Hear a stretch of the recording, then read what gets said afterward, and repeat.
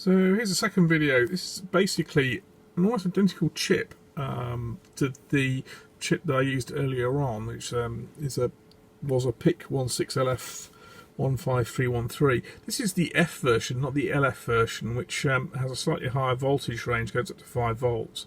But to run the internal parts, it's got a internal voltage regulator, which actually takes a little bit of power.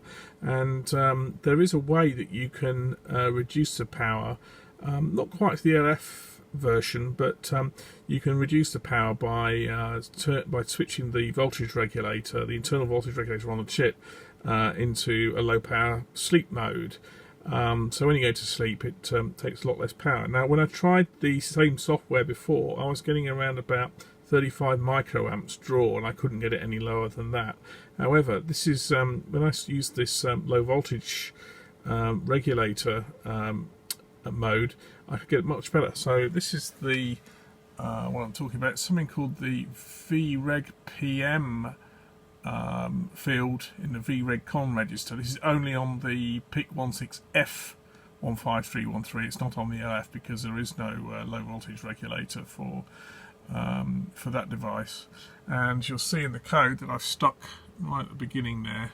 I've enabled it, and yeah. So I'm going to just see if we can apply some. It's going to apply some voltage from our source, and watch on the scope. Again, I've got a pin just hooked up there, so you can see for a second it goes high, then goes to sleep.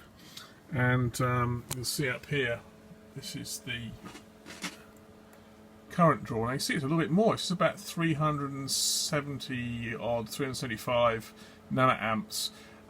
We were getting about 57 nanoamps with the LF version. Here's this had to up the voltage a little bit to 2.3 volts.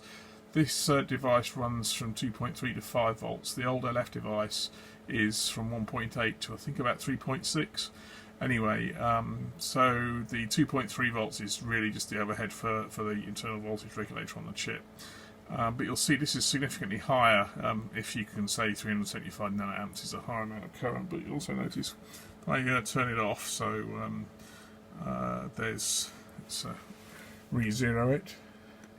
There we go, for what it's worth. So turn it off, and then for the first, when I'm doing this for the first few seconds, we'll get that high current.